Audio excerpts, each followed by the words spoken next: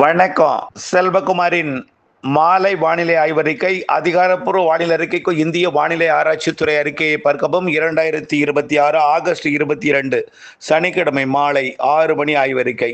இன்றைக்கு சென்னை மற்றும் அதன் சுற்றுவட்டார பகுதியில் ஆங்காங்கே மழை இருந்தது. இன்றைக்கும் தாம்பரம், கேளம்பாக்கம் உள்ளிட்ட பகுதிகளில் மழை தான். ஆனால் தீவிரம் குறைவாக இருந்தது. நாளையிலிருந்து தீவிரம் இருக்கிறது. அதற்கு பிறகு மழைப்பிடிப்பு தீவிரம் அடையக்கூடிய இடம் பார்த்தீங்கன்னா கள்ளக்குறிச்சி மாவட்டம் மற்றும் விழுப்புரம் மாவட்ட எல்லைப்பகுதியிலிருந்து தொடங்கி அப்படியே உளுந்தூர்பேட்டை மற்றும் ஸ்ரீமுஷ்ணம், விருத்தாச்சலத்திற்கும் தெற்கே அப்படியே காட்டுமன்னார் கோயில் பகுதிக்கு வந்து தீவிரமடைந்து அரியலூர் மாவட்ட பகுதிகளிலையும் கூட ஆண்டிமடம் உள்ளிட்ட பகுதிகளுக்கும் நல்ல மழை காத்திருக்கு. பிறகு அந்த மழைப்பிடிப்பு காட்டுமன்னார் கோவில் மற்றும் முட்டம், மயிலாடுதுறை மாவட்டத்தோட காவிரி கரையோரம், மணல்மேடு உள்ளிட்ட பகுதிகளுக்கும் அப்படியே கிழக்கு நோக்கி நகர்ந்து மயிலாடுதுறை மாவட்டத்தோட வடக்கு பகுதி, கொள்ளிடம் உள்ளிட்ட பகுதி வரைக்கும் கூட மழைப்பிடிப்பு கொடுக்கலாம்.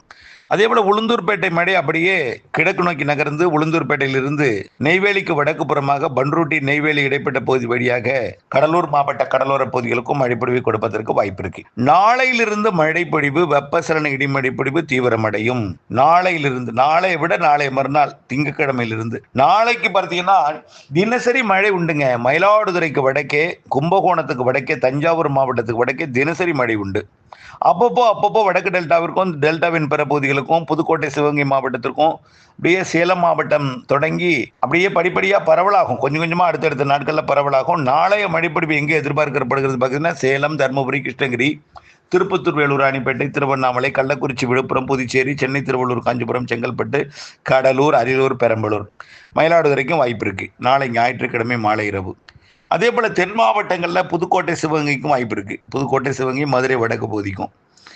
இறுதியாக கடலூருக்கும் சென்னைக்கும் இடையில நாளை நள்ளிரவு நல்ல மழை, கனமழை பொழிவு கொடுக்க வாய்ப்பு இருக்கு. நாளை ஞாயிற்றுக்கிழமை இரவு, திங்கட்கிழமை அதிகாலைக்குள் கனமழை பொழிவை கொடுக்கும்.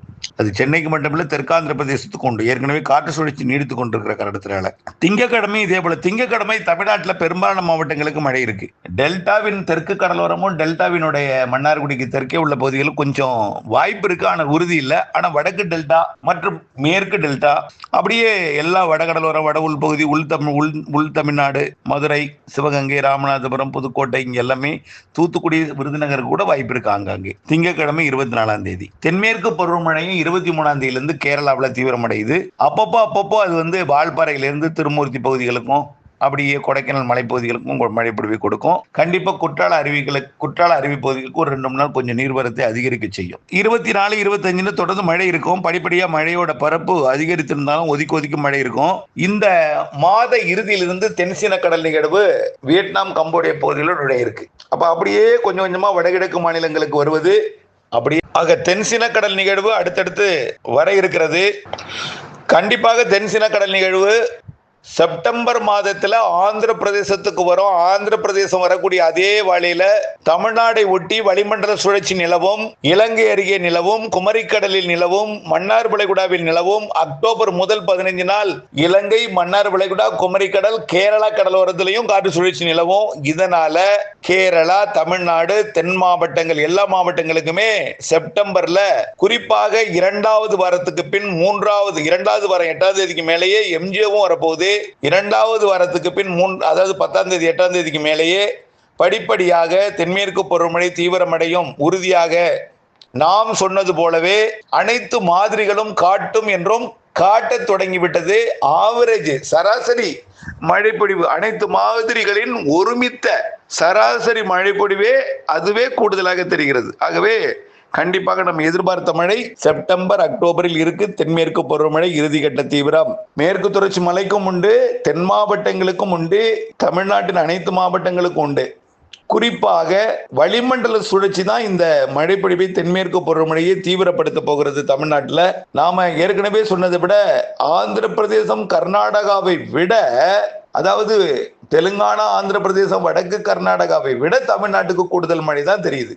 September October. குறிப்பாக 8ஆம் தேதிக்கு பிறகுதான் வலு, அதிக வலு. கண்டிப்பா அக்டோபர் 1லிருந்து 15 வரை மிக வலு. கண்டிப்பா அக்டோபர் 18க்கு மேல் வடகிழக்கு பருவமழை ஏற்கனவே நம்ம சொல்லியிருக்கோம். அதுல எந்த மாற்றமும் இல்லை. ஆக இப்பொழுது இருக்கக்கூடிய இந்த வெயில்லாம் சூரியன் குத்துக்கதிர் தெற்க போனதுக்கு அப்புறம் குறைஞ்சிடும். செப்டம்பர் 21 வரைக்கும் இந்த தெற்கு நோக்கி பயணம், அதாவது நிலநடுக்கோட்டை நோக்கி பயணம். செப்டம்பர் 2 தான் கன்னியாகுமரியே அடையுது சூரியன் குத்துக்கதிர். செப்டம்பர் 3 தான் குமரி கடலை இறங்கி பயணிக்கக்கூடிய சூரியன் குத்துக்கதிர்னால் அப்புறம் அப்படியே நிலநடுக்கோட்டை அடைவது செப்டம்பர் 21, 22. அதுக்கப்புறம் தெற்கு நோக்கி பயணம். அப்புறம்லாம் கடல் வெப்பம் உயரும். அப்புறம் தாழ்வு சுழற்சிகள், எம்ஜிஓ, காற்று சுழற்சி, வளிமண்டல சுழற்சி, அப்புறம் வட இந்தியாவில் தென்மேற்கு பருவமழை பின்வாங்கும் பொழுது உயரழுத்தம் வந்து குளிர்விக்க சாதகம், உயரழுத்தத்திலிருந்து காற்று வந்து குளிர்விக்கிறதுக்கு எல்லாம் சாதகம். இப்ப குளிர்விக்கிறதுக்கு சாதகம் இல்லாதது காரணமா தான் நீராவி நீரா மாறல. அந்த நீராவியை நீரா மாத்துறதுக்கு எல்லா சாதக அமைப்பும் செப்டம்பர் 2வது வாரத்திலிருந்து வந்துடும். செப்டம்பர் 3ஆம் தேதியிலிருந்து கொஞ்சம் மழைப்பொழிவு நல்லா கிடைக்கும். இப்ப இந்த மாத கடைசிலேயே இந்த 23ஆம் தேதிக்கு மேலேயே நாளையிலிருந்தே கொஞ்சம் கொஞ்சம் கிடைக்க ஆரம்பிக்கும் கேரளாவில். செப்டம்பர் 3, இந்த 23க்கு பிறகு செப்டம்பர் 3லிருந்து வலுப்பெறுது. 8க்கு பிறகு மேலும் வருது. 15க்கு மேலும் வருது, வலுப்பெறுது. மாத இறுதி 15 நாள் நல்ல மழை செப்டம்பர். அதை விட கூடுதல் அக்டோபர் 1 to 15. ஆகவே தயவுசெய்து எந்தவித குழப்பம் வேண்டாம். இந்த வறட்சி, வெயில், இந்த மாதிரியான ஒரு குழப்பம் மனநிலை உங்களுடைய மனசு வந்து இன்னைக்கு வரைக்கும் கால் நிறைய வந்துட்டு தான் இருக்கு. நிறைய உங்களுடைய சந்தேகத்துக்கு புரிய வைக்கவே முடியல. அந்த அளவிற்கு நிறைய வினாக்களை எழுப்புறீங்க. அவ்வளவு உங்க மனதை குழப்படித்திருக்கிறது என்பதையும் தெரியப்படுத்த விரும்புகிறேன். பொறுத்திருந்து பாருங்கள். தென்சீன கடல் நிகழ்வு வருவதை நாளை மறுநாள்ல அதாவது எதிர்நோக்கக்கூடிய வானிலை முன்னறிவிப்புல காட்டக்கூடிய மாதிரி படங்களை நாளையிலிருந்து நான் உங்களுக்கு அனுப்ப தொடங்குகிறேன். தென்சீன கடல் நிகழ்வு, அதாவது பசிபிக் பெருங்கடல் நிகழ்வு பிலிப்பைன்ஸ் மற்றும் ஹாங்காங் வழியாக, சீனாவின் தெற்குப்புறம் வழியாக, வியட்நாம், கம்போடியா, லாவோஸ் வழியாக, மியான்மர் வழியாக வருவதையும், அதற்கு பிறகு அது தாய்லாந்து வழியாக வருவதையும், அதற்கு பிறகு நேரடியாக மலேசியா, சிங்கப்பூர் வழியாக வருவதையும் நாம் அறியலாம். அதற்கு பிறகு வடகிழக்கு பருவமழையில நேராவே சுமத்ரா தீவு உருவாகும், இலங்கை அருகேயும் உருவாகும். எல்லாமே பெரிய வலுவான நிகழ்வு எதுவும் பெருசா தெரியல. காற்று பாதிப்பு இல்லாமல் அதிக மழைப்பிடிப்பை தரக்கூடிய நிகழ்வா தான் இந்த ஆண்டு வடகிழக்கு பருவமழை இருக்கிறது, உணர முடிகிறது. ஆக சிறு நிகழ்வும் வலுவான மழை தரும் என்பதுதான் இந்த ஆண்டோட வானிலை அறிக்கை. நம்மளோட ஒட்டுமொத்த நீண்டகால அறிக்கையும் அதே தான். அடுத்த ஆண்டு கோடைக்கு கொஞ்சம் வெப்பம் கூடுதலாக இருந்தாலும் அந்த வெப்பத்தை சமாளிக்கக்கூடிய அந்த நேரத்தில் தேவைப்படக்கூடிய குடிநீர் பற்றாக்குறை எல்லாம் போக்கும் அளவிற்கு தான் வடகிழக்கு பருவமழை அதிகம் தரும் என்பதையும் நான் தெரியப்படுத்த விரும்புகிறேன். அது எந்த பிரச்சனையும் இல்லை. மே மாதத்துக்கு அப்புறம் இந்த எல்லினோங்கிற இந்த குழப்பம், அந்த அச்சுறுத்தல், அந்த வார்த்தைகள், அச்சமூட்டும் அந்த வார்த்தைகள்லாம் இருக்காது. நிம்மதியாக இருக்கலாம். தயவு செய்து கவலைப்படாதீர்கள், பொறுமையாக இருங்கள். வானிலை அப்டேட்ஸோட இணைந்திருங்கள். நன்றி.